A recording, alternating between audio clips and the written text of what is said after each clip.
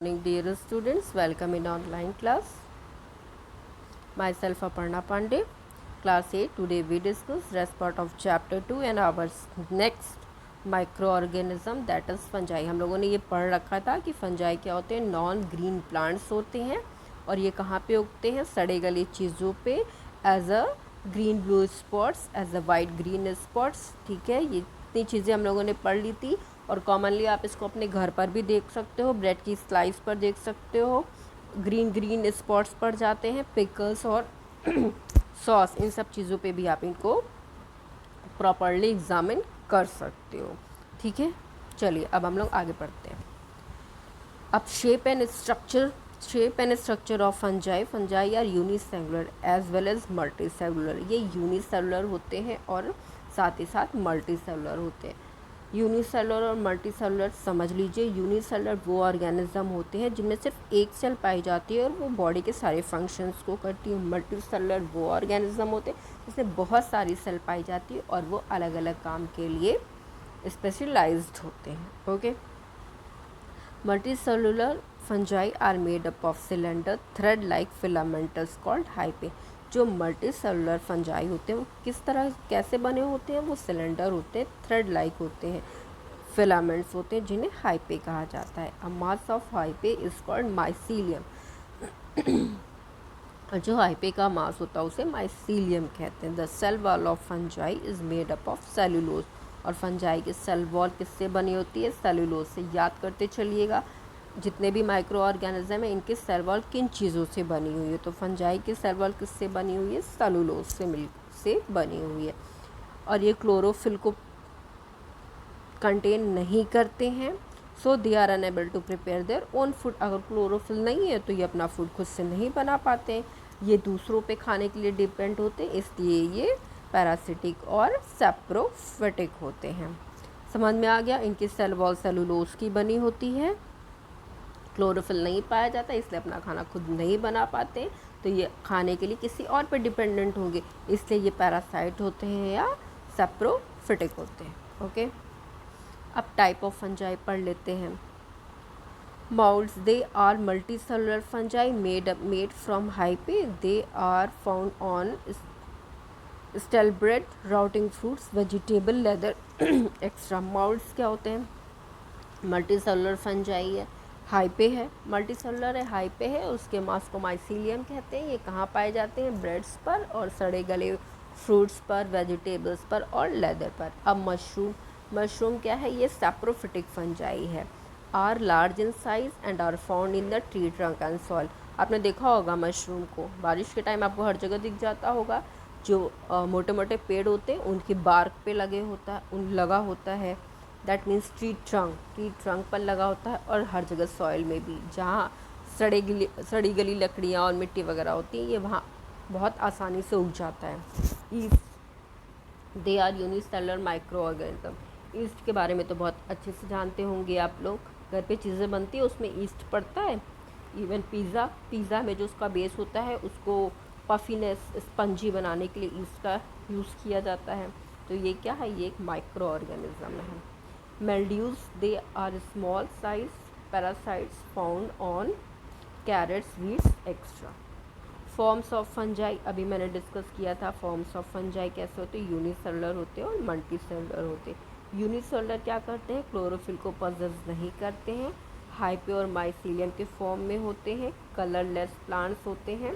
Structure कैसा होता है, फ्लैट होते हैं, सर्कुलर होते हैं और इनका डायमीटर 2 to 8 माइक्रोन होता है. मल्टीसेलुलर फंजाई कैसे होते हैं, moulds are multicellular fungi, structure based on हाइपे.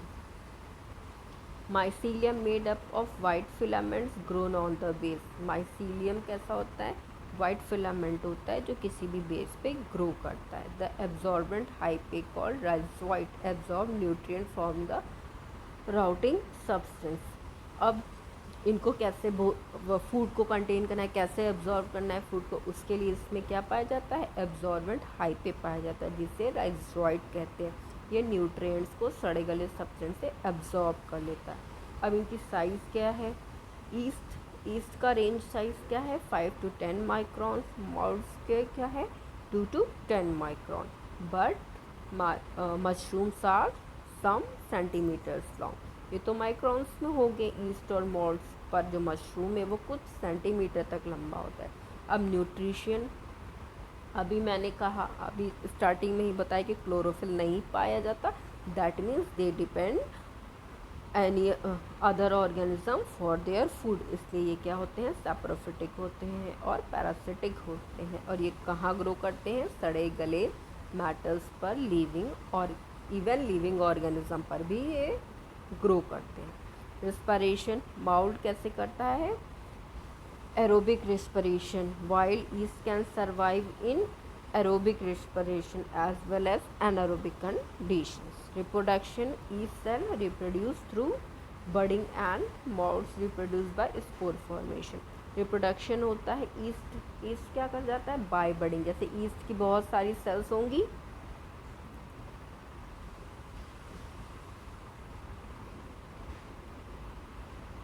East की बहुत सारी सेल्स होंगी, ये क्या हो जाएंगी, टूट जाएंगी सिंगल सेल्स में, और वो नई ईस्ट को रिप्रोड्यूस कर देंगी। और मॉल्ट्स क्या होते हैं, स्पोर्स के फॉर्म में होते हैं, और मशरूम्स सेक्सुअली और एसेक्सुअली जनरेट करते हैं। अब इसका यूज़ भी है, ठीक है, यूज़ भी है, यूज़फुल भी है हमारे लिए और हार्मफुल भी है। यूज़फुल किस प्रोसेस में, ये देखते हैं। इन मेडिसिन के फील्ड में भी हैं, एग्रीकल्चर के फील्ड में भी है, इंडस्ट्री के भी फील्ड में, इवन फूड के फील्ड में भी है। तो मेडिसिन में इनका यूज़ क्या है, इनसे एंटीबॉडी बनाई जाती है। Penicillium is obtained for fungus, Penicillium notatum, ठीक है, इससे एंटीबॉडी बनाई जाती है। पहला एंटीबॉडी क्या थी, पेनिसिलियम थी, जो किस फंगस से बनाई जाती है, पेनिसिलियम नोटेटम से। एग्रीकल्चर में इसका यूज़ क्या है, it's help in the decomposition of dead bodies of plants, animal and their waste product. ये क्या करते हैं, ये डिकम्पोज कर देते हैं डेड बॉडीज़ को और प्लांट्स, एनिमल्स को, जो waste and their waste products को। Produce obtained after the decomposition is form in the soil and air. जो ये प्रोडक्ट्स ऑब्टेन होते हैं डिकम्पोजिशन से, कहाँ पाए जाते हैं, सॉइल और एयर में। The soil become enrich with humus and becomes fertile. अब इन्होंने डिकम्पोज कर दिया है, तो इसलिए क्या है, ये इसमें ह्यूमस ज़्यादा क्वांटिटी में होगा और ये ज़्यादा फर्टाइल हो जाएंगी। इंडस्ट्री के फील्ड में वाइन और ब्रेड्स बनाने के लिए बेकरी में इसका यूज़ होता है। They make use yeast for fermentation, in brewery from the preparation of alcohol, and in bakery for causing rot to rise by fermentation, ठीक है। various species of penicillium used for preparing of various type of cheese।